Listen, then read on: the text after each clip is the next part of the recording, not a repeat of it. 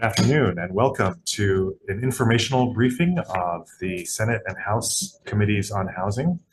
From the Senate Committee on Housing, we have myself, Stanley Chang, as the chair, and we have two new friends from the House Committee on Housing, Acting Chair Gregor Ilagan and Acting Vice Chair Tyson Miyake. And we're here today to learn from Smart Growth America's latest 2024 report, Affordable Housing in Hawaii, Inventory and Strategies, followed by a presentation from HHFDC, and then followed by questions. So from Smart Growth America, we have Michael Rodriguez, who's all the way from Washington, D.C. Thank you so much for coming to Hawaii and joining us. Thanks. I've enjoyed it very much. I have a written statement that, if it's okay, please. So thank you. Good afternoon, Chairman Chang and other members of the committee, the Hawaii State Senate Committee on Housing and the House side as well. I thank the chairman for his invitation to be here today to discuss the serious issue of affordable housing and Smart Growth America approaches to addressing the housing crisis. I also thank the AARP and my colleagues at their Hawaii State Office for being our partner in this research. I'm Michael Rodriguez, Director of Research at Smart Growth America, a 501c3 nonprofit in Washington, D.C. Wherever we do work or provide research, we do so as we envision a country where no matter where you live or who you are, you can enjoy living in a place that is healthy, prosperous, and resilient. Now, one of Hawaii's current threats to the prosperity and well-being of its residents is that people across the income spectrum find it challenging to afford housing. Whether rental housing or owning their own home, housing costs severely burden local families. Our recent research on affordable housing programs in Hawaii highlights this issue. If you are a prospective homeowner, you face the costliest housing market in any state with a median home value north of $750,000. That's almost 2.5 times the median home price in the country. Barely a third of Hawaiian residents can afford that. If you'd like to rent, the market rent for a 2-bedroom home in this state is nearly $2,000 a month, again, the costliest in the nation. To afford this, a family must earn over $80,000 to $90,000 a year to not be cost burdened beyond 30%. These costs lead many Hawaii residents and many native Hawaiian families to unfortunately pack their belongings and move to other states. Hawaii had lost almost 42,000 residents since 2020 in net domestic migration. How many of those families could simply no longer to afford Hawaii's increasing cost of housing? To address the issues of high housing costs, states often implement affordable housing programs. Unfortunately, Hawaii's stock of affordable units is dwindling. Our research, which I'll present today, identifies about 14,700 subsidized homes across the state, which amounts to less than 3% of the state's total housing stock of about 557,000 homes. Now, of those subsidized homes, 57% are supported directly by state funding, and 43% of them with some manner of federal funds. Some include a mix of both. In fact, many include a mix of both. Unfortunately, without action, Hawaii is at risk of losing over 11,600 of those units, nearly 80%, by 2045 as the term of the unit subsidy expire. Expiration means that the building or unit would no longer have an affordability requirement, and these units may convert to market rate. This loss would significantly impact the thousands of Hawaii residents who rely on government programs to find a place they can afford to call home, and many of them will be at risk of being unhoused. Of course, we recognize that many of these affordable units may renew with new programs or that owners may commit to longer-term affordability independently. Nonetheless, this timeline of dwindling affordable units underscores the severity of the problem if the state, local government, and property owners take no action. Smart Growth America offers several approaches that may help. First, we stress that location matters, especially regarding infrastructure and access to opportunities. Everything from walkability, complete streets, and transit matter to families. We shouldn't forget that housing plus transportation is the most significant factor in overall the cost of living. The state should consider encouraging affordable housing along infrastructure like the Honolulu Skyline Light Rail and new corridors reimagined as complete streets planned in Honolulu. Transit-oriented development around rail infrastructure allows the opportunity to capture publicly created value using tools like tax increment financing or TIF. Those funds in turn can support affordable housing where workers can link to transit and improve their access to jobs and amenities without relying on car ownership. Secondly, addressing affordability means using many public policy tools available, including regulation and innovative finance and construction strategies. Local governments would be wise to consider new zoning reforms since restrictive zoning can create exclusion and increase costs. On that point, I highlight the history of zoning and how it has been used to perpetuate exclusion, segregate Native people and people of color, and lead to problematic land use patterns and a lack of so-called missing middle housing. Beyond zoning, public land audits can help local governments understand how much they actually own and how those lands can be deployed to provide for affordable housing. From inclusionary zoning set-asides to tenant protections via rights of first refusal for apartment conversions, context-sensitive solutions can deliver more for those who need it. The crux of the matter today is to ensure the preservation of affordability, particularly in the currently subsidized units. This preservation approach involves the maintenance of traditional public housing owned by the Hawaii Public Housing Authority, whose most recent building dates back to 1971. The key here is to invest in this housing to prevent it from deteriorating and becoming functionally obsolete. In some cases, innovative approaches such as public-private partnerships may be necessary, as exemplified by the proposed Kaleimomi redevelopment project in Honolulu that aims to develop almost 11,000 affordable homes. Preserving also means leveraging all the federal programs through sufficient state funding that creates additional housing. Sometimes affordability can be preserved through mere educational programs that target property owners with technical assistance that helps them extend affordability timeframes or be more amenable to families using vouchers. Other times, preservation means more direct involvement. The forthcoming loss of units is partly due to a wave of building that happened in the 1960s through the 1990s. The state rode that wave of housing for a few decades, but unfortunately, it's now just treading water with insufficient funding. Yes, many of these programs, like the Hawaii Rental Housing Trust Fund and the Rental Housing Revolving Fund, require continued state support. But inaction may lead to more Hawaii residents drowning in housing costs within a decade or two. We also recognize that the impacts of climate change are putting more and more Hawaii residents in harm's way, with the cost of climate adaptation representing yet another barrier to affordable housing. People are not only at risk in the face of increasingly severe and intense storms, dangerous wildfires, and other hazards, they also likely face yet more housing costs. Insurance, retrofits, and investments in preparedness can increase burdens on families without added policies to address climate action. So to conclude, the path forward for Hawaii in addressing the housing crisis not only lies in the hands of policymakers and developers, but in the collective embrace of innovative, smart growth strategies that honor the spirit of the islands.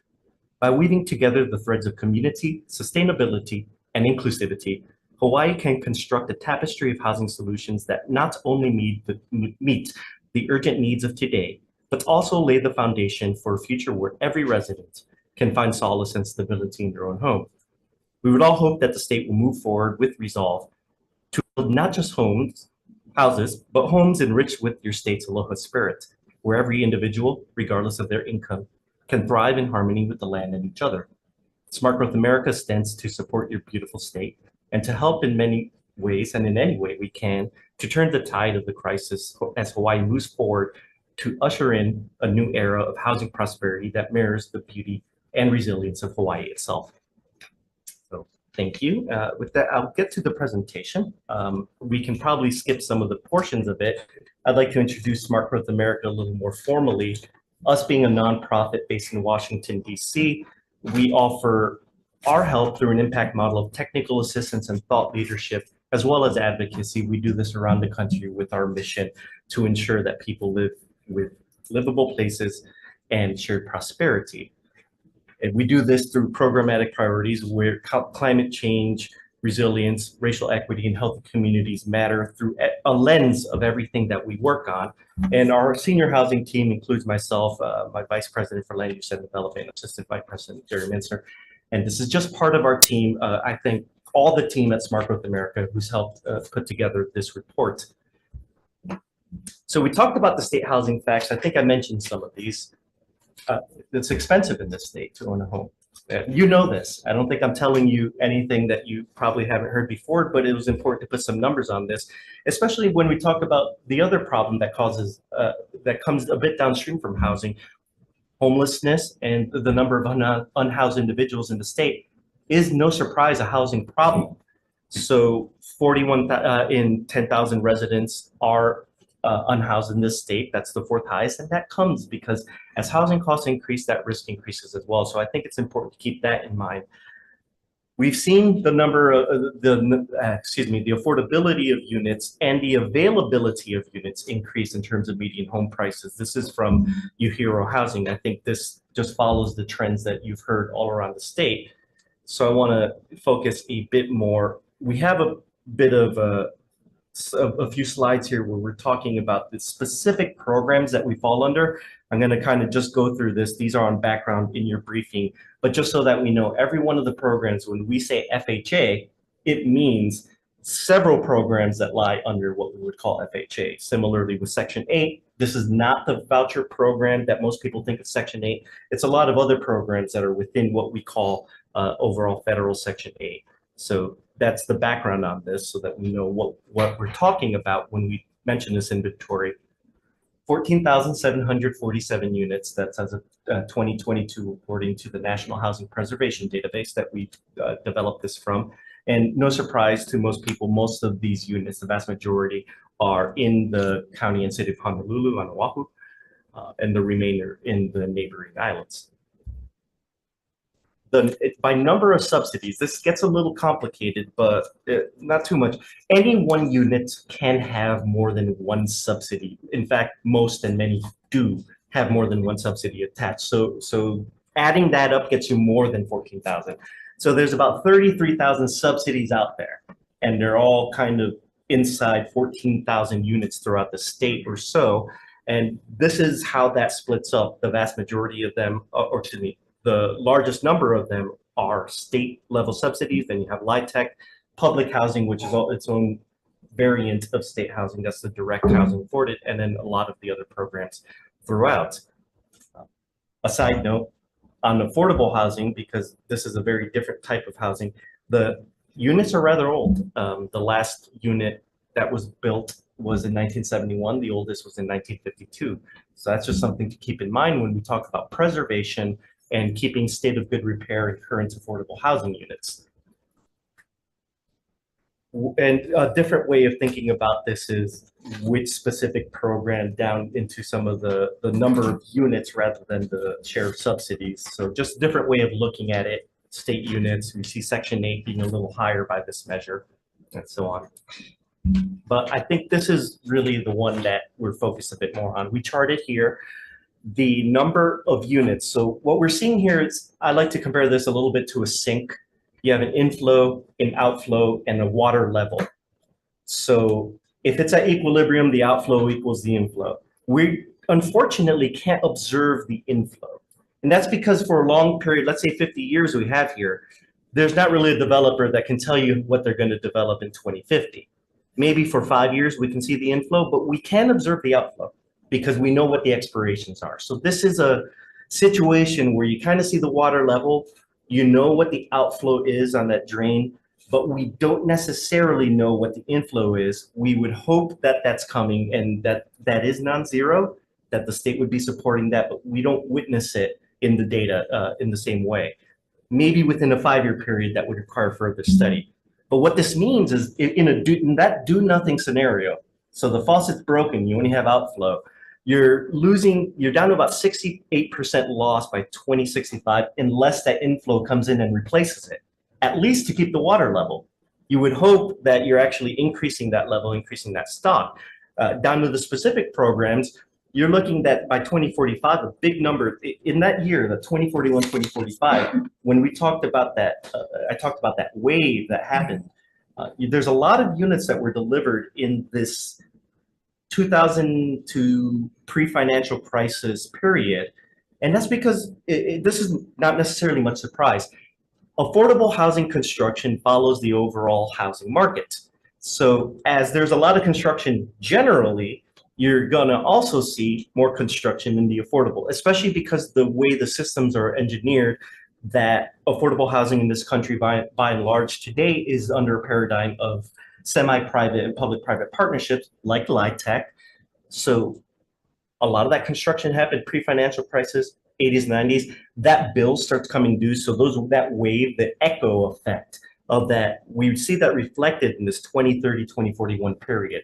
And because of these call it 30-year or 45-year expiration dates. I want to note that not everything on here is something that's within the purview of the states. A lot of these are just federal funds. So our friends at the state level here at HHFDC, they're tracking maybe some other of the subsidies, only a subset of this. This looks at the whole picture, including a lot of the federal stuff. So when we look at that, this is the severity of the affordable housing problem in the long term that we'd like to stress. It's pretty important, and that cliff coming in 2041, something to really know and hopefully to get ahead of. Zooming in a little bit, sorry, I should have just focused on this one. This helps us zoom in a little bit, see that 5,000 unit loss in that 2041-45 time period. We see, again, a lot of the state funding and the LIHTC funding coming at expiration.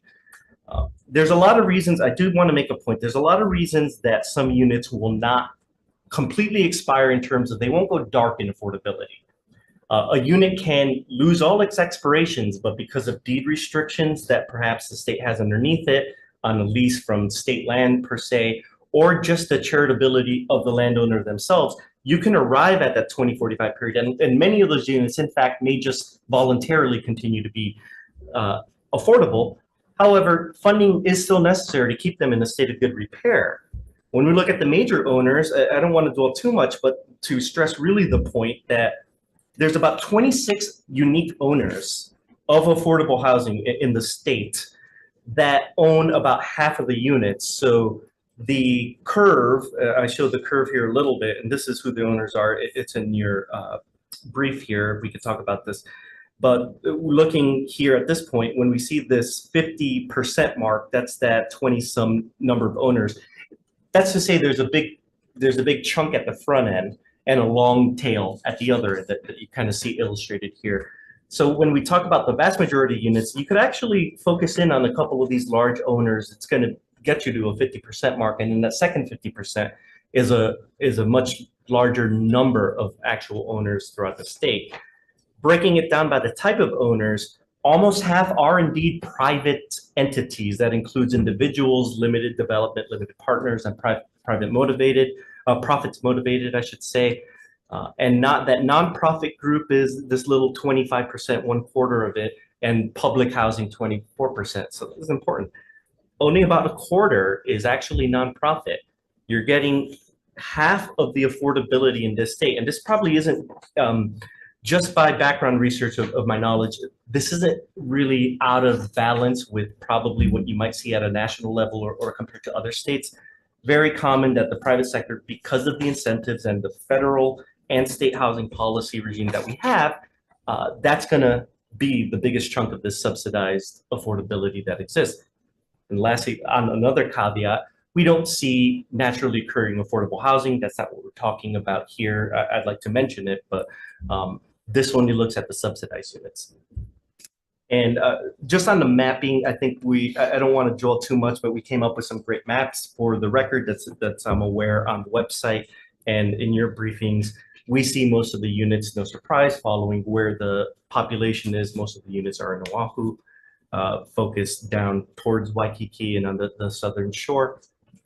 And specifically, I want to make one point about Lahaina and Maui, that we're not aware, or excuse me, I'm not aware of the current status of some of the units, unfortunately, but we do know, and we did count, that within the disaster zone in that county and in the community in Lahaina, there were about 276 units that we could identify that likely could have been at risk. I'm not aware of the current status, but that's what it was.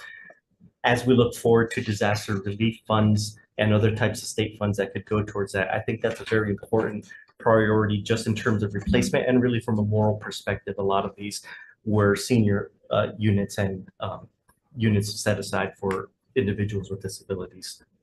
And this is, again, a map of Maui where those units, Hawaii and Big Island. This generally comes as no surprise. Affordability follows population trends in some of the hotspots. But I want to talk about actually get towards some of these solutions. So I'm skipping forward a bit towards the overall affordability toolkit. This toolkit actually comes from HUD. So there's 6 overall policy tools, and I kind of put them in my policy framework that I think about any policy that yourself, Senator, or any of the members of the state legislature can come up with. This general, any policy falls under a mandate, an incentive, or a disincentive. And it's very important to really think about where in those buckets the any one policy can land. So in one bucket over here, there's preserving affordability, but that falls under various of these buckets. So you can have actual just mandates where you're requiring, for example, set-asides. That's usually at the local level. There's subsidies, your incentives, and so on. There's a model where the nonprofits lead this more. So you could lean on nonprofit development. We've spoken with Catholic Charities, who does a lot of great work in this state. That's one model of building your affordability.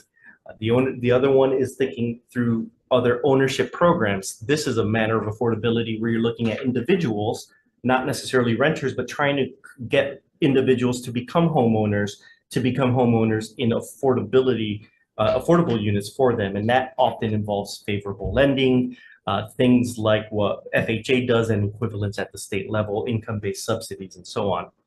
There's that number 4. Number 4 there is actually what a lot of the funds from the federal government and from the state government following the federal lead fall under. So I would actually characterize that a lot of the current housing policy falls in number 2 and number 4, partly because that's what the data tells us. Again, almost half of the units that are subsidized affordable in this state are indeed that number 4, that they're market rate led. And they're using the private sector in there. And then down here, there's through number 6, this is that mandate portion. At the most severe end of policy tools available to you, there then again is these tools. And I'm not characterizing any of these in terms of advocating necessarily for or against, or saying that right now that I think rent controls goes one or the other, but these are to show the tools that are out there available. I'm happy in Q&A to talk a little more detail on Smart Growth Americas and my own thoughts. I think the case studies that we come up with, though, to show you some examples, and I might go a little fast to be mindful of time, but I think one of the bigger examples that we kind of see, and we see in Aspen, you have an employee housing fund. So this is a set-aside fund for workforce housing. So now this is a city or a county using certain funds to make sure that those units are deed restricted for workforce housing and for employees of an area. There's everything from enabling smaller homes, and Durango gives us an example of tiny homes. This actually falls under liberalizing zoning, making sure that something that may have not been able to be built can now be built, and in this case is an example of that. They turn out to be rather affordable units. Again, another workforce housing example. This becomes a theme of what we see a lot of cities and counties coming up with, because it's a huge problem. If you have your teachers, your firefighters, your first responders, just simply imagine on Oahu itself, a first responder trying to make a living and working downtown or near Waikiki or in your more urbanized areas may not afford, I'm going to guess, probably doesn't necessarily easily find a unit for themselves or their family to live right there. Maybe is commuting upwards to an hour, even more. We find nationally that the number of what we call them so-called mega commuters, this is around the country, mega commuters, 2 hours plus, that share is falling very heavily on these types of individuals, especially first responders, teachers, nurses, individuals who provide critical services to the community. That's why workforce housing is really important. It's getting folks to live where they actually work and where people need them. Community housing trust, this is a model where you have trust funds established by local areas. This is county and city led. where you're working with a housing developer through a trust fund to make sure that some of these homes are then led to a certain affordability requirement, in this case, 120% AMI. And lastly, we have on this is going to get to that preservation, keeping people in their homes.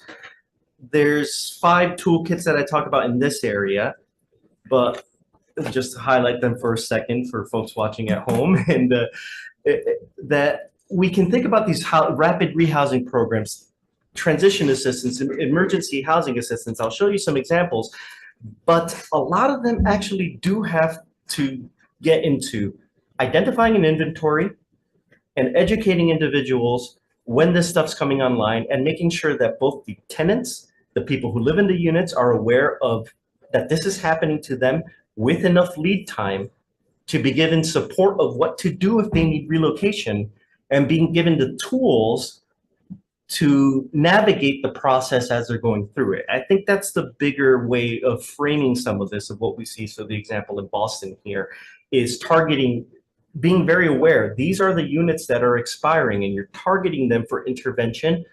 This is then targeting them for technical assistance, for education programs at the property level. So the property owner then knows, sometimes they may not even be fully aware of what to do when their situation is expiring, when their credits or their other subsidies are expiring. And that's where some of those advisory services led by the state, led by local communities come in. In some cases, this is the example of that type of right of first refusal. In this case, an opportunity to purchase act. This is a mandate that is that in this case, the District of Columbia, serving both as a city and a state, was enabled. But for units that might be going to market rate or being converted from apartment to condominiums, the tenants have some rights to be able to purchase, and they receive some education, awareness, and assistance to be able to do that. Home share programs. Now, this is a little different. This is sort of taking a twist on your short-term rental idea, but in this case, it's the idea that you can have a way where individuals can share their homes with specific populations, whether it's workforce, seniors, individuals with disabilities, to be able to have. And sometimes those are in violation. Are in violation of local zoning laws. There's a lot of local zoning laws that make it illegal for too many individuals who are not related to live in a unit. So this actually requires some careful intervention on that regard. Seniors First. So I think Seniors First in New York, it highlights again, intervening, identifying the problem, educating individuals. In this case, it's for ideas of senior housing, to be able to get ahead of the problem. Know what it is, intervene, make sure that those units are best kept at low risk rather than high risk of conversion to market or displacement for the individuals. And so I think actually that's the extent of the presentation here, but I want to stress there's a lot of tools available I'm happy to speak on, and I thank the committee for their time on this, and happy to take your questions. Great, thank you. Why don't we go directly into the HHFTC presentation? Oh, okay. And then we'll that sounds great. After. Okay.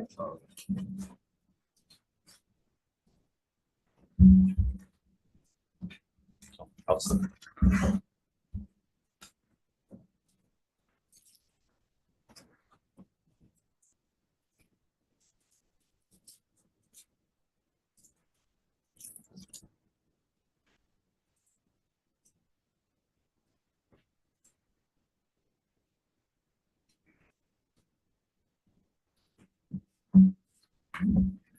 Good afternoon, chairs, Vice Chair. I'm David Oy, the Finance Manager for HHFTC.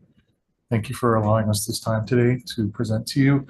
Thank you as well, Michael. It was a pleasure speaking with him and the rest of the ARP folks as well on this topic. So I'm just here to give a brief overview on the Low Income Housing Tax Credit LIHTC program that HHFTC is the administrator for. So the LIHTC is a federal government's primary program for developing affordable housing. It was created in 1986, provides developers and investors with tax credits. It's not direct funding, it's tax credits, which they're able to monetize or sell to raise equity to fund their affordable housing projects. So the process is basically the project owner will propose their project to the state housing agency, which is HFTC for Hawaii. And we apply and forward an award allocation of tax credits every year to the projects. HHFDC can do one application and funding round each year. On average, we've been receiving over the past 3 years approximately 30 applications from developers for affordable housing projects. Successful applicants are then awarded tax credits and other funding resources, such as the Rental Housing Revolving Fund, or HRF, and Hula May multifamily bond, private activity bonds. So going through all the process of obtaining all permits, securing all financing, and developing the project, and 9% projects have to be completed within 2 years of receiving their awards. After the completion of the project, the development costs are then certified, and then the project units are rented to low-income tenants for the specified affordability period. So the equity itself from LIHTC projects, LIHTC does not provide, again, direct funding to developers or investors. The owner will receive these tax credits, which they use to syndicate with various investors to raise capital for the project. So the project will receive, capital based on the dollar value of the credits, and the investors will give a certain amount of price based on that tax credit that infuses the equity into the projects. So the LIHTC provides funding for direct funding for the housing project. It allows the investor, which is basically the partners of the project, to take the federal tax credit, and the project owner will raise this capital and invest it directly into the project. Depending on which LIHTC program you use, you're either going to receive up to 70% of your equity or around 30% of your project's funding. So each project has a compliance period associated with LIHTC. So when you receive LIHTC funding, you are subject to a federal compliance period. So the initial compliance period, which is the first 15 years after the completion, which is when the project is placed in service, that's the initial compliance period. So that's where the affordability restrictions have to remain in place, and that's during the period when the investor begins collecting their credits for their equity they've infused. So there's also an extended period beyond that first 15 years, which is referred to federally as the extended use period. That is a total of 30 years of required affordability with LIHTC. So these projects that are LIHTC funded have to stay bound by their affordability restrictions for a minimum of 30 years. Now, Hawaii's qualified allocation plan, which is what governs our LIHTC program, we require a minimum of 45 years for our LIHTC, but we give maximum points to projects that apply for funding of 61 years. So, the preference that we lend to longer affordability periods, nearly all of the projects that apply to us for funding and are subsequently awarded commit now to a 61-year affordability period. So the projects have to undergo an annual certification to make sure that they are still meeting the renting to eligible households, and the rents are within the thresholds of HUD's AMI range. The penalty for not adhering to this is what's called a recapture of the credits. So basically the investor is going to lose the ability to collect credits. The owner is going to be accountable for that. So that is probably the worst case scenario from the owner standpoint. So that's the restriction and the requirement that keeps the units monitored and affordable. So these are actively monitored every year. So in addition to the annual certification, there is a regulatory agreement that is recorded on the land that specifies the affordability condition, and that is what is a recordable binding of the owner to the affordability commitments. And again, the investors are subject to recapture if they fail to comply with the regulatory agreement during the 15-year compliance period. So how much LIHTC does Hawaii receive? So the 9% LIHTC, which is the competitive volume cap, it's allocated every year by the IRS to every state based on the population. So for 2024, Hawaii will be allocated approximately 3,360,000. Now, for typical years, this is typically around what Hawaii gets. For this competitive round, this will equate to probably 150 units over 2 to 3 projects. We receive probably about 7 to 8 applications annually to award those projects every year. So these are highly competitive.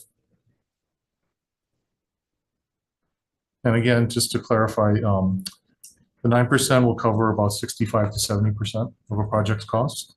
The 4% LIHTC will cover about 30% of a project's cost. So how are LIHTCs awarded? So the LIHTC again is awarded through the Qualified Allocation Plan. It's a point-based scoring system which takes into account mandated requirements of the IRS Section 42, which governs LIHTC, and the priorities of the state. It also is meant as a tool to convey to applicants the other requirements of the program, and so that all applicants have an equal opportunity to know what our requirements are and our priorities are in awarding these funds. The QAP for Hawaii places a high priority on two areas, which are project readiness and project efficiency of funds, use of funds.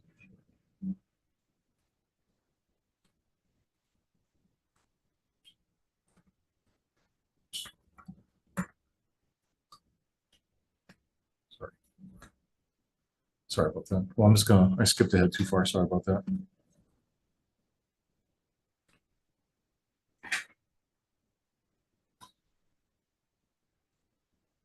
So the applications, once they're received, we receive them once a year. The deadline for applications this year was February 2024.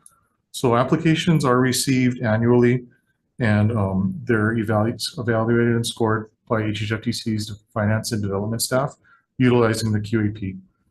The recommendations for projects that we award for LIHTC and other resources that are applied for are then presented to the board for approval.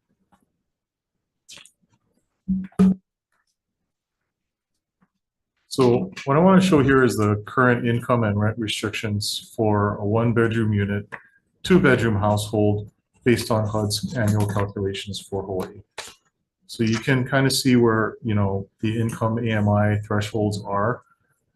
The reason we highlight 60% is because this is the area that LIHTC can fund 60% and below. These are the set aside requirements for the LIHTC program. So the monthly rent figures that are shown are all inclusive of living expenses, so water, gas, sewer, electricity. So this kind of reflects the downside of the LIHTC program as well, because it is restricted by the income limit of 60% AMI. So this slide shows that in the next 20 years, 2,082 units, excuse me, have expiring affordability commitments under the LIHTC program. This number is lower than what was seen in some of the other exhibits, just because the national database that is accessed by Smart Growth America for the data doesn't take into account, as Michael mentioned, the additional affordability commitments that are on projects that could be recorded in deed restrictions or other declarations of restricted covenants. So this is sort of a breakdown right now of the number of projects and the number of units that we are monitoring for expiring affordability. So for raising rents, right now, LIHTC owners can raise their rents annually during the compliance period up to the specified limit by HUD. So when HUD releases their AMIs, the landlords are able to raise their rents as long as they're still within that threshold. This has to take into account the annual increases in household income. That's how HUD calculates their income limits. So things like inflation, other items like that, that's how they raise the limits to make sure that these projects can stay affordable.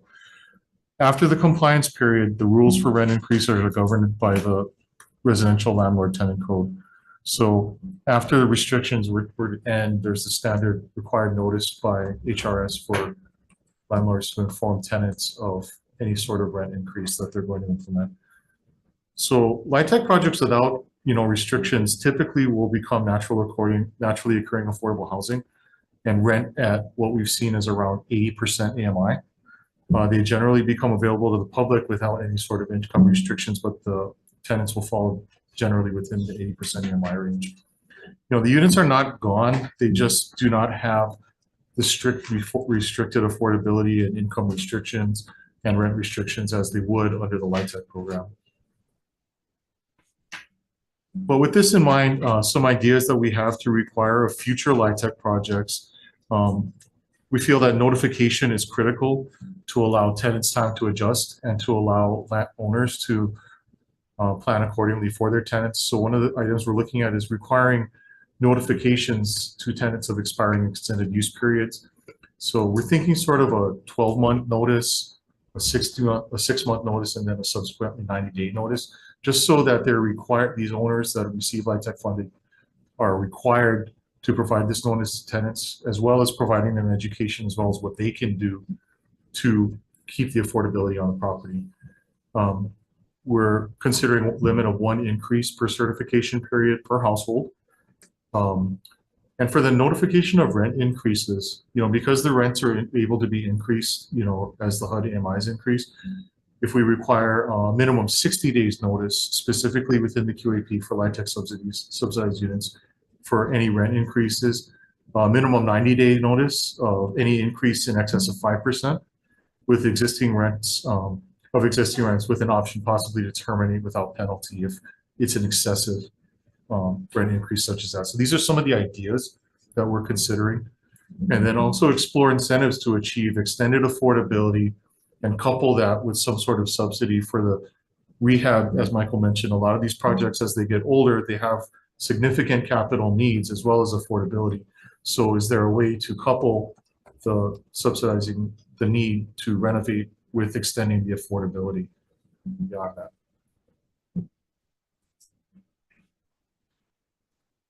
So there are 2,000 units expiring within the next 20 years, but HHFDC's 5-year unit projection plan, so this is our projection pipeline for development, we project about 6,497 affordable units, rental units being developed within the next 5 years.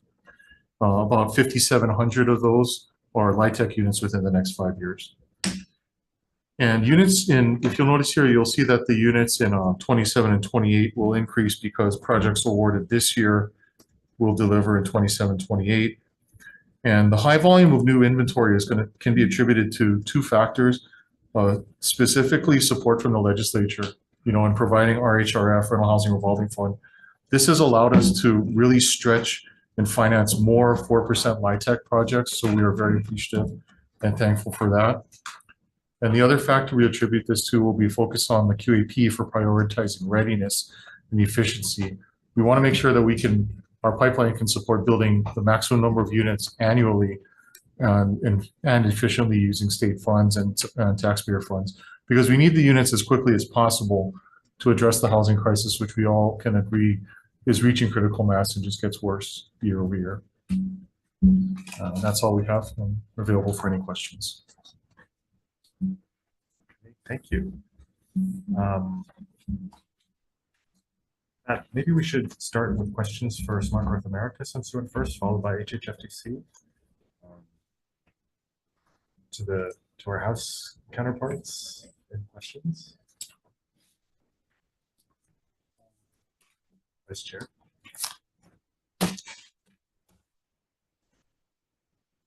Thank you for the presentation.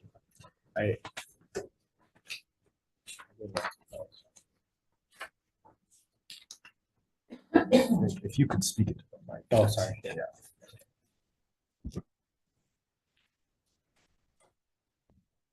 Thank you for the presentation. I noticed for Maui County, you said it does not include the Lahaina fire update.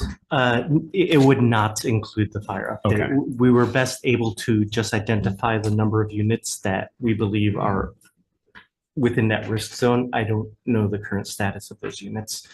Okay, thank you. Yeah, I know Halemaho'olu burnt down, and there was another project that burnt down, but it's coming back online, I believe, by the end of this year. So, thank you. Thank you, Chair. All right.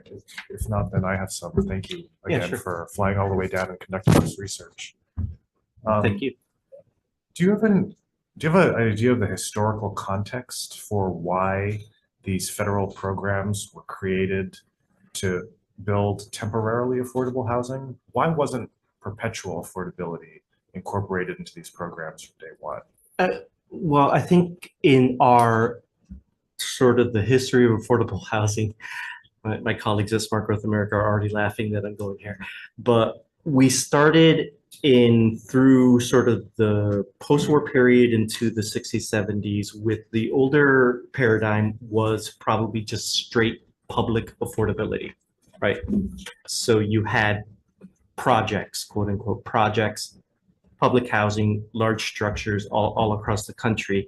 And that was how a lot of affordability subsidized by the federal government was done. So then we've moved away from that, and these programs, just all sorts of hosts of programs where now we have LIHTC. I can't remember when the actual legislation was passed, but but it's not just LIHTC. We're talking Section 8, FHA, home, a host of, let's just call it federal housing policy, state housing policy following, that leads more away from traditional public housing projects. We saw Cabrini Green famously come down, and some of the failures that probably went with that paradigm. And I think historically there was a questioning of whether that was necessarily a good idea that led towards more of a privatization, we might say, or a mixed blended form of this. So let's think of LIHTC specifically. Okay, there's an affordability period, whether we call it 15, 30 years or so. One of the reasons that we have that is the funding streams and the way that the structure goes, especially because by and large, there are private developers involved in that process. We saw about almost half of them. There's another quarter that's nonprofit that's eligible. Okay, so we have somebody who wants to go 15, 30 years. If we get to that 30-year, 45-year, 75-year, whichever period, the risk of greater affordability mandate is in two areas. Number one, that the funding would need to follow the additional mandate.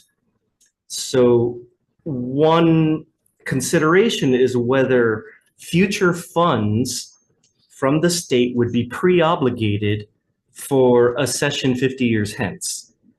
Because when we get to that point, call it 45 years or so, that unit may need major rehabilitation. Now, under the current structure, what often happens is there is a risk of loss towards market rate. That happens. In a lot of situations, there's a so-called resyndication or another financing project, or they come back for another set of funds. Those funds go into major rehabilitation of the unit, and now a new time period happens. So we observe that, and our friends at HHFDC informed us this happens a lot in Hawaii, that period does kind of continue more than what you saw on day one, 10, 30 years. So 10,000 units expiring. Of course, we would expect many of those, we hope, would resyndicate to a new level of affordability. So it's that future obligation, to be clear, that future obligation of state funding would need to be there to ensure that the program stays in the state of good repair. If that were to not happen, the other risk, and these aren't certainties, but it's a high risk, would be that that unit may have a mandate of a certain level of affordability, but the risk being that the investment in rehabilitation may not occur, and the units in the future would effectively become in a state of disrepair, dilapidated, and just simply not in proper conditions. That's that risk. And overlaying all of that risk is simply program non-participation. At a certain point, if this program and a lot of the current statutory paradigm relies on a certain level of private sector development, nonprofits as well, program non-participation can be a risk that a certain level of different tweaks here and there, there's the positive of what we might want out of policy outcomes, and there might be a negative, which is the risk of, if we have, as Dean said, let's say 8 applicants in a given year, if that were to become 2 applicants, you might reduce the competitiveness of a program, or even the competitiveness of these types of programs overall. And it might become 0, plausibly could become 0 if the mandates are too high. And that sort of depends. If requires further study to know what necessarily would happen, but by indications of what some private developers might indicate on their end. And we do have a group, I should mention, at Smart Growth America, there's a group of developers. We have Locus, that's LOCUS, that's Latin for place or center. A group of developers we speak with that are mission oriented, posing a type of question that is the type of risk. Program non-participation, future dilapidation if the funds don't follow, and on the kind of wonky statutory side, idea that if the funding were to follow for 50 years, that would imply a pre-obligation of state funding for a pretty long time period. So, you know, just my reaction is that need for obligating future funds doesn't go away just because it's not on paper in the statute, but also that, you know, as you already identified, the risk of program non-participation, I feel like is maybe we've passed that because we do have, as we've already heard, a lot of interest in these programs. Have any other states required perpetual affordability in any of these programs? I'm not aware that there's states that have gone toward the level of perpetual affordability. Like Hawaii, that does exceed the federal mandate. That's so you have 15 plus 15, as Dean mentioned, and then Hawaii has some that could go towards 61. Now that's an incentive program rather than a mandate, where you're prioritized for more affordability. I think that incentive bucket, like I like to talk about incentives, disincentives, and mandates, that incentive bucket, because these programs are competitive, through that incentive of awarding additional points can actually naturally increase and see where that level is of of increased participation and competition. That creates a little bit, and we would hope the idea there would be a race to the top. If we incentivize more on what is ultimately a competitive program with limited funds towards greater affordability requirements, that would be there. The pre-obligation issue, Senator, is that I completely would agree with you.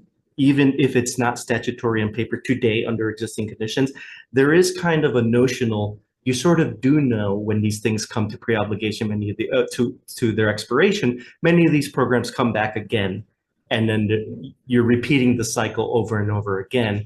It's hard to account for that in a statutory way, but you might in a way that's not pre-obligated. So there's this balance of, do you pre-obligate funds, or do you just come to a soft understanding that many of these expiration programs come, and hopefully maybe even track. This is something we were unable to, in the quick wave that we did the research and under limited time, identify how many of these programs, when they reach their 15, 30-year mark or exceeding 30 years, are coming back for a re-up. And that re-up would imply federal and state funds coming with it. So this happens.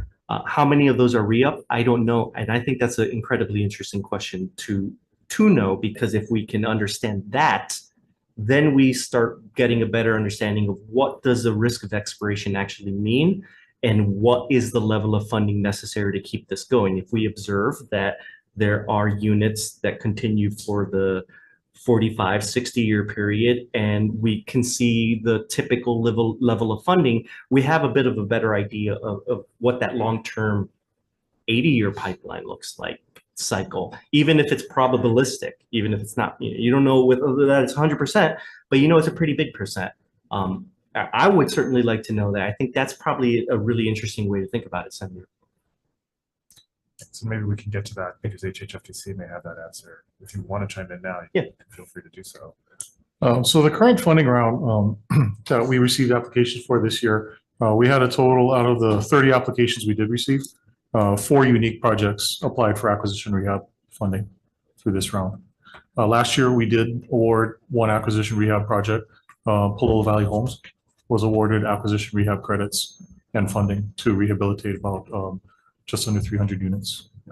But what percentage of the expiring units will apply for these funds and receive them? We haven't really seen, it depends on when they're going to be expiring. A lot of them will come in ahead of time, depending on who the owner is, if the owner is aware that their affordability is in danger, or it could be a matter of the affordability running out.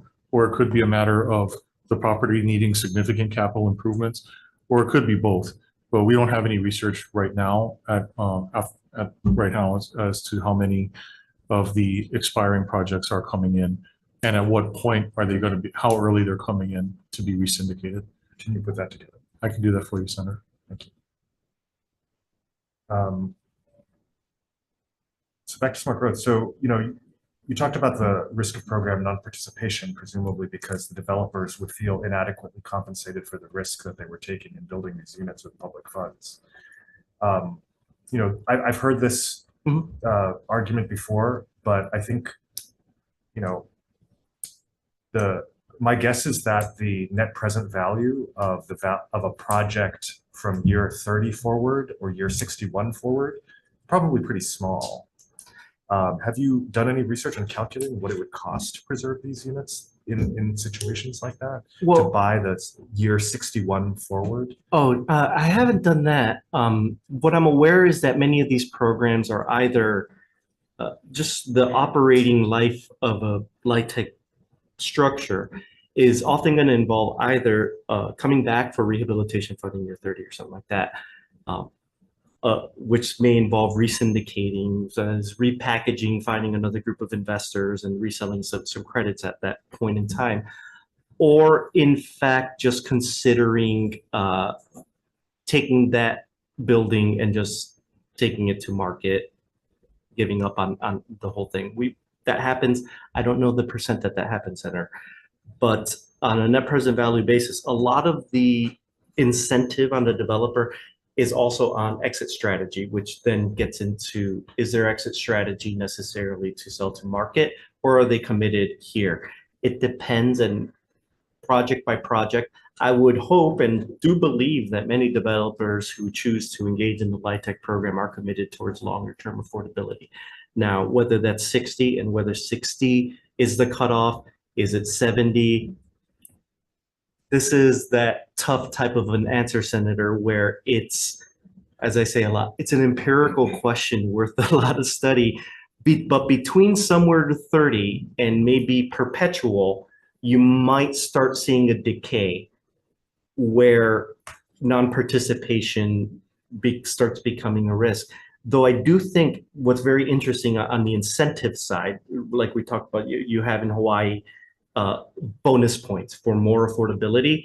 That actually gives you an interesting view on how developers are thinking about it, because there's a lot of uptake on that incentive side. Then it's telling you that they're willing to go into the program for that point, for that extra bonus. It's sort of an inversion of mandate of affordability. It's using incentives rather than mandate on that. I think it's interesting because you might get, like Dean had just mentioned, with a little idea of digging in where that happens. How much more do you actually get? Are you getting 40 years? Are you getting an average of 47 years? Are you getting an average of 59 years of this? What if the state were to update that type of, right now it's 61 years, maybe the bonus could go up to 99. And at a certain point, I think you get into statutory issues, I'm aware, in this state in terms of 99-year leases. And I think that's another specific thing I'm not aware. So in principle, though, we heard that 61 years is the longest period for which you are awarded, additional points. In principle, what do you think of perpetuity as the longest period? I think the net present value of any structure at any point, when you get to year 30, 40, just net present value becomes very small. That's just a mathematical fact. So I agree with you there, Senator. The thing with that net present value, though, is a lot of the times, because of the resyndication, they're not thinking about it. Today's 2022, or excuse me, 2024. They're not thinking about it in terms of 2054 terms or 64 coming back to today. It may be that when you are in 2054 with the resyndication program, they're resetting the clock at that point in time. And now they're thinking the net present value from that point in time forward. So now they're thinking of the other 40 years. So that net present value does come up when you get to that point. That's, I think, why it depends on the commitment of the individual owner, whether they're going to go now. So perpetuity. Again, it's plausible at some level that you may be able to have a perpetual program that still has some some participation in the program, that there may be enough developers who are willing to say, we will engage in a program if the terms are, let's say, effectively, call it 100 years, if not maybe effectively perpetuity, that they would participate.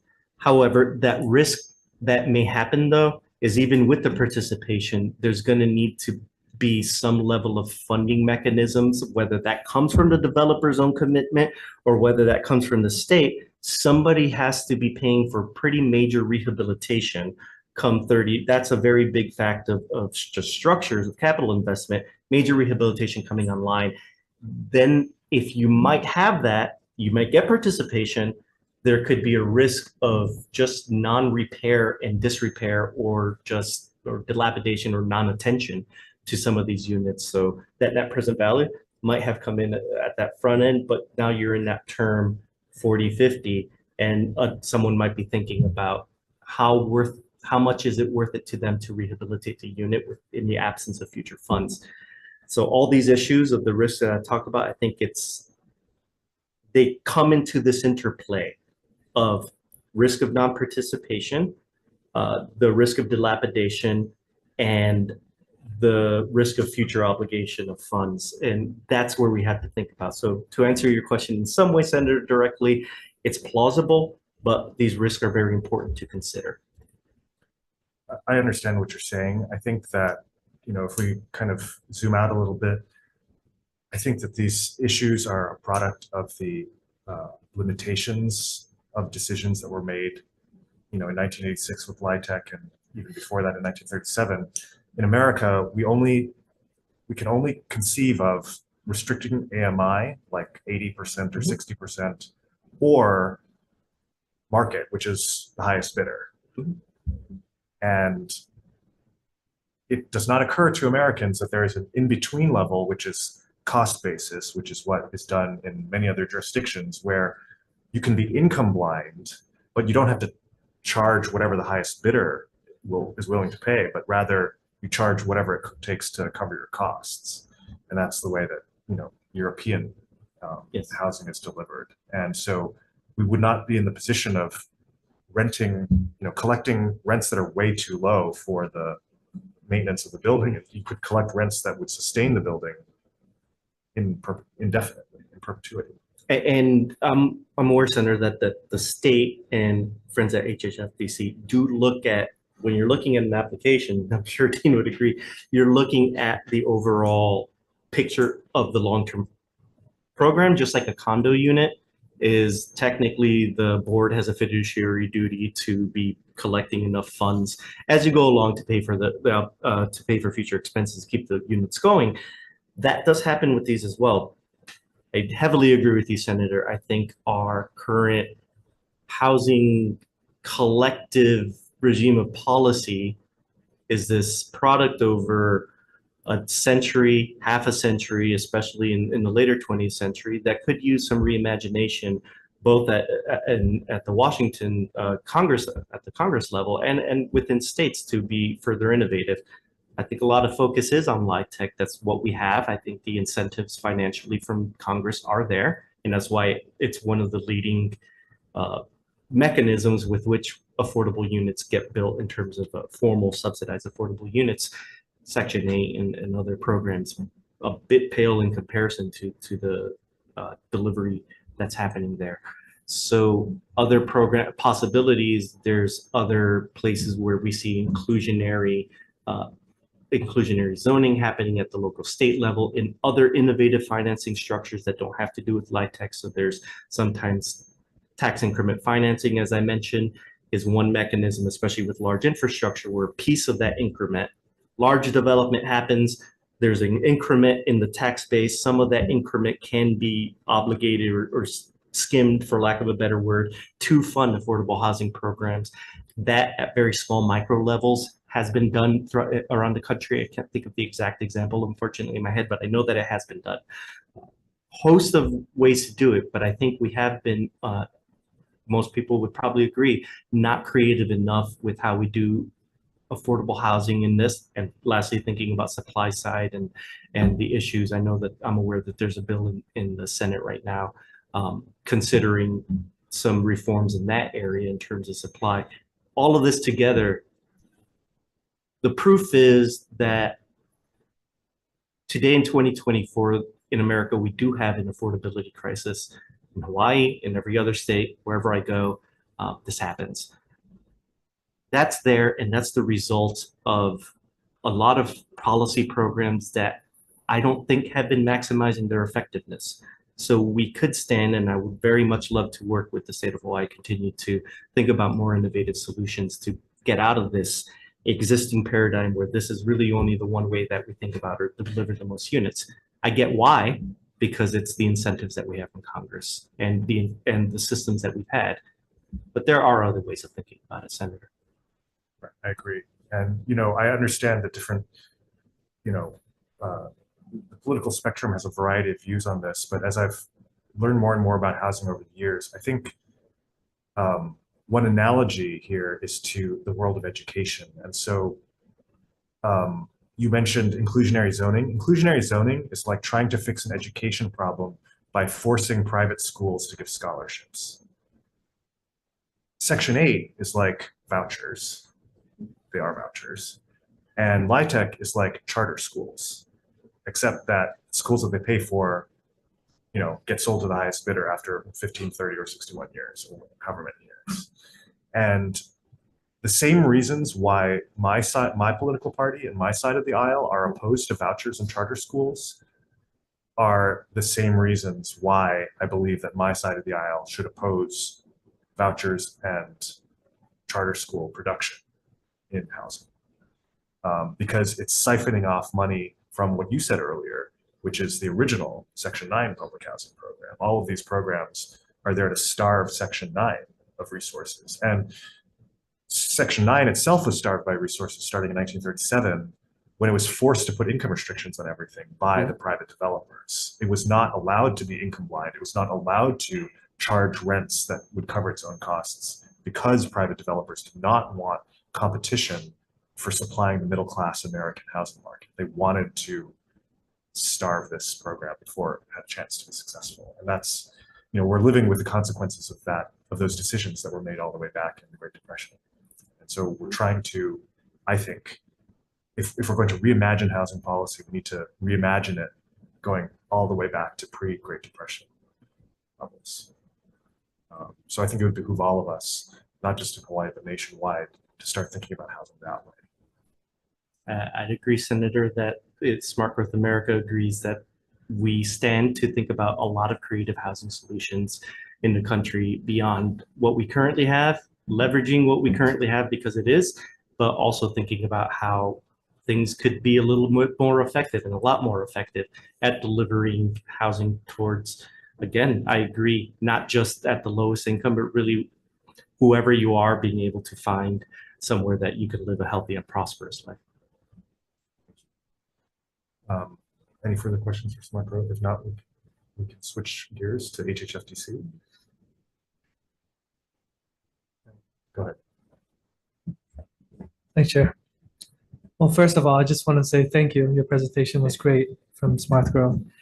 So with the big picture, I want to go back to some of the data that you presented.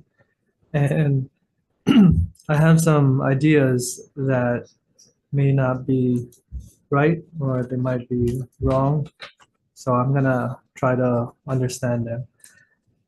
Your 5-year unit projection, it looks like there's going to be over 5 years close to 10,000 units.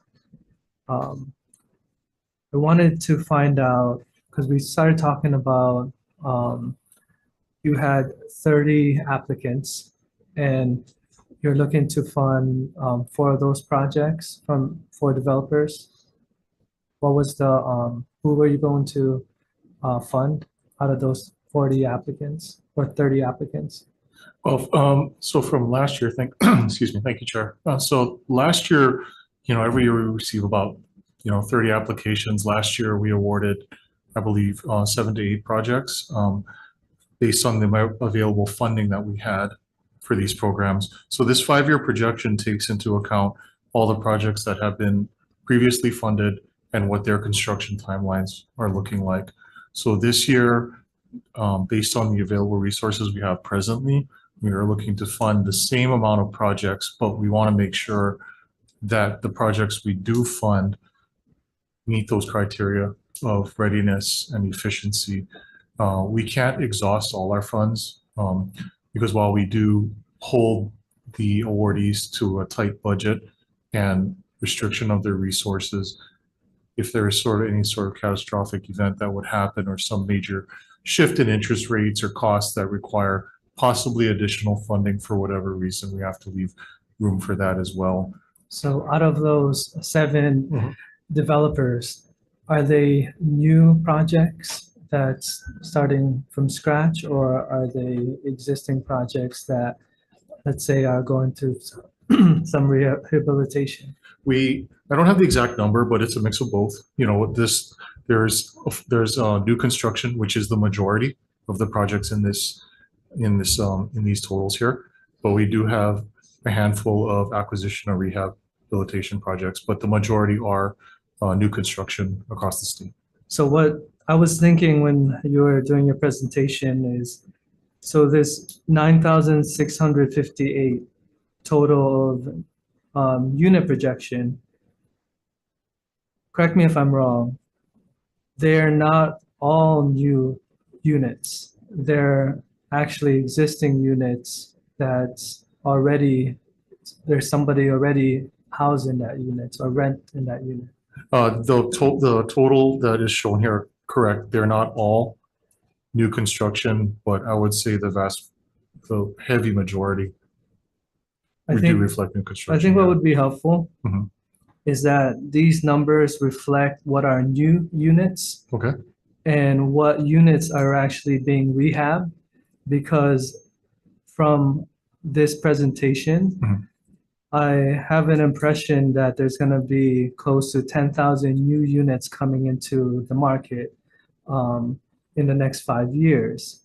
But it looks like some of these, or a small percentage, let's say a quarter of them, are actually existing units that we want to maintain as affordable housing. Certainly.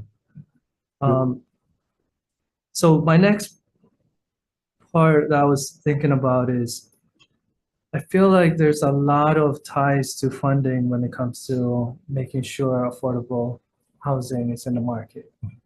And if it comes down to, let's say, if with circumstances, let's say the funding is always going to stay the same. Is it true that you can only support the same amount every year with housing? For example, if you were getting a lump sum and it's the same every year, are you going to be able to only select the developers that will give you the same amount every year? Or is it truly case by case, project by project, depending on how the developer crunched the numbers and how they can squeeze that funding? Could you explain that a little bit more? Because I want to understand that. Oh, certainly. No, thank you, Chair. So, the way our scoring and our evaluation works is we evaluate every funding program. So if they apply because they need LIHTC, they need rental housing revolving fund, and they need bonds. So we score each one in its own category, and we aggregate those scores and we rank all of them. Again, readiness is a measure we use, but also efficiency of funds. So how many units are you creating per dollar of each program? So how many units of RHRF are you getting, per the amount that you're using? So just the efficiency at every level, as well as the total development cost, not just including land, but also vertical construction costs. Are you being efficient? Are you an outlier in terms of how much your project is costing? We look at how much developer fee you're taking as a percentage of your project.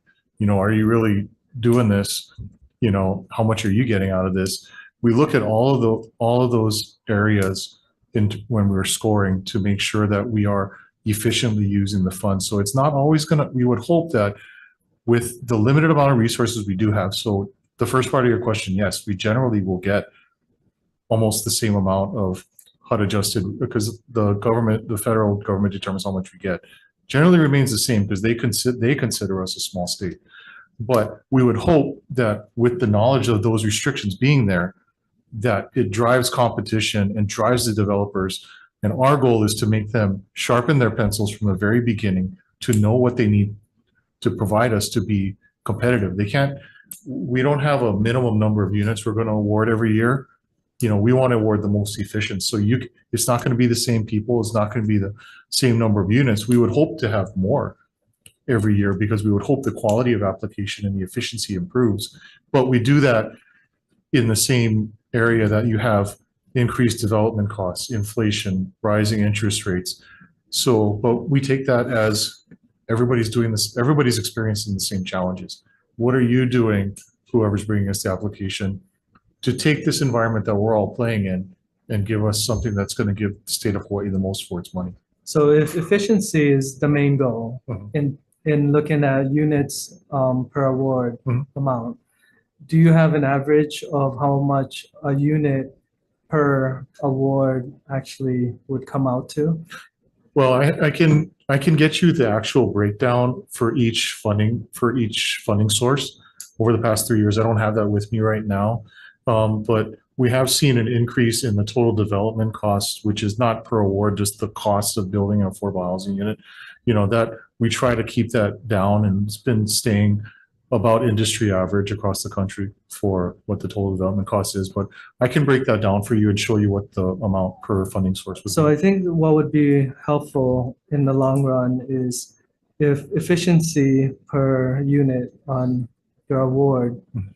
I think being able to collect that data Mhm. and understanding what is the average per year. Mhm. So then you can understand going forward every year for the next 5 years that you're actually awarding efficiently Yes. and you have data that you collected Mhm. and reported back. Because at this moment, I know your scoring is very comprehensive and your expertise is greatly needed in that field, but we don't understand if you're meeting the goals. Oh, of course. And as we all assume in the state that we need more Mhm. units, we want to just be able to say that your department is doing their top, their Certainly. best, Certainly. and this is the data that shows that they are. Certainly. We'd be happy to provide that. And, I do know that the average per award, or average award, the average cost per unit for each of the funding sources has remained flat for at least the 3 years that I've been involved with this program, if not going down in certain years. So I agree that that's a metric that we can provide to the legislature, to the committees, to show that. I thank you very much for that.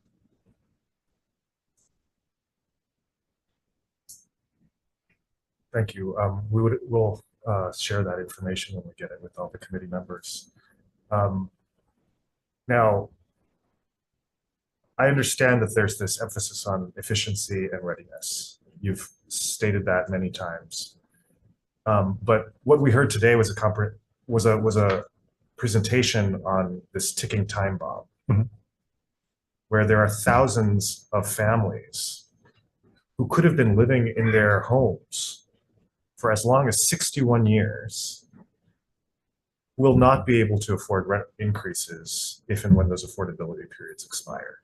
And in your slide, on slide 17, about possible future initiatives, you talk about things like early 12 months notification. If I've been living in a unit for 61 years, whether I get notification 12 months in advance or 12 days in advance, to leave my unit is a devastating trauma.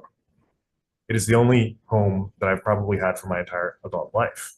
And speaking of AARP, I think we can probably agree that we don't want to be evicting senior citizens on fixed incomes into a housing market that has fallen absurdly, dramatically short of affordable housing. The reality is most of these people have nowhere to go. So let me ask you again, what is your plan at HHFTC to ensure that this ticking time bomb doesn't, that we don't continue to build these ticking time bombs? And I think that, in addition to the extended affordability, one of the things we want to look at is for the inventory that's a plan for new lifetime projects, these initiatives that we show here, so the future possibility. One of the things that conceptually I think we need to look at that I touched on earlier was for projects that are currently approaching this end of affordability, is there a way to provide the two things that we are needed most? Extended the affordability so that nobody gets displaced, but also, as been brought up by Smart Growth America, making sure that the capital improvements that are necessary to provide, maintain the quality of life for these residents is maintained. So I think HHFTC would need to work to find ways to incentivize, assisting these projects in becoming, maintaining their livability, but also extending the affordability in return for that. Because if the project theoretically was 61 years without any sort of capital improvements, I'm sure there would be a significant need for that at that point as well. How much will that cost? We would have to do a study, I think, with owners to survey them to see what's needed. Right now, when we do acquisition rehab projects that come in to apply, they have to do a capital needs assessment. They have to get a third-party capital needs assessment provided to us to tell us what the actual need is and what things are actually needed. I'm sure construction industry standards can tell you what things would expire, what within 5, 10, 20 years, the general items that would need to be upgraded or rehabbed at those given thresholds. And from that, we could back into possibly an amount that would be needed each of those times that could be provided in a reasonable number to extend the affordability. So one thing that you didn't bring up that I'm surprised you didn't, because your agency brings it up all the time and has brought it up all the time, is prioritizing projects on government-owned lands. And as you know, government-owned lands, governments have no incentive to raise rents to market and reap a windfall profit from the sale or raising to market rents of these units. Are you, as you know, the QAP is up for revision again this year. After rejecting these amendments last year, are you looking at further emphasizing perpetual affordability and or government-owned lands as priorities for the QAP? So we did, did look at another point for government-owned and county-owned lands into the QAP. How many points? One additional point. Out of how many? Out of, I believe it was a max. It's one additional point in the criteria of 6. So out of how many altogether? 120. 1 point out of 120 points. Well, I do want to point out that the government-owned, state-owned projects on state and county land, the ones that have applied have all received their funding and been awarded. We have never rejected a project on state and county land for funding.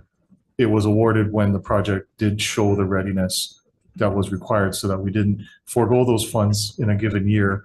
It was awarded to a project that was most ready and could begin construction or close. And then when that next state or county project came up again for application, they would be more ready to close at that time too.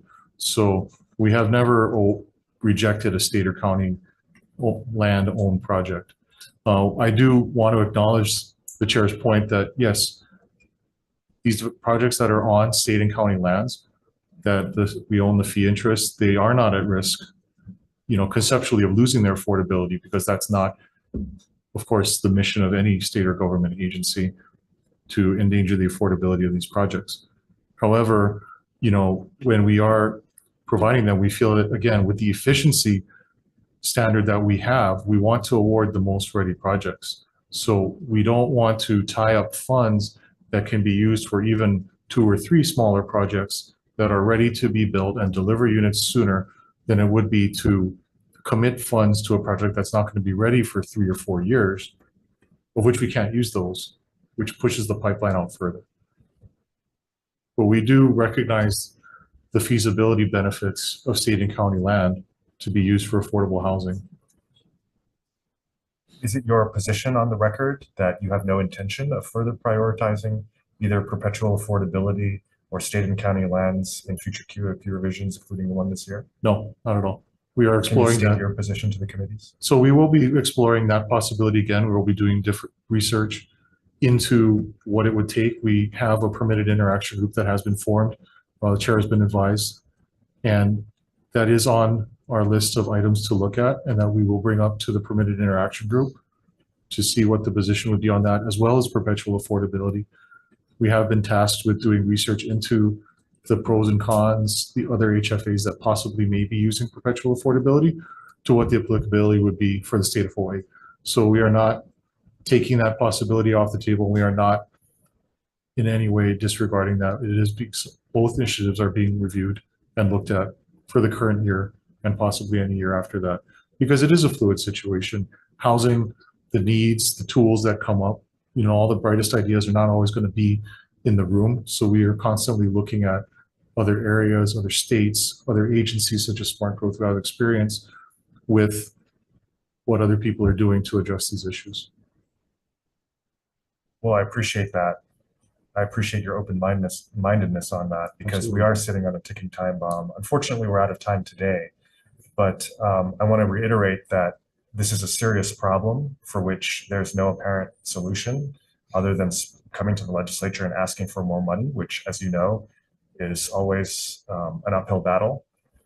But in addition to the other questions that we've already asked you and for which you can provide written responses, if you can also provide responses as to why 61 years and not any other number is the current maximum length for affordability on the QAP.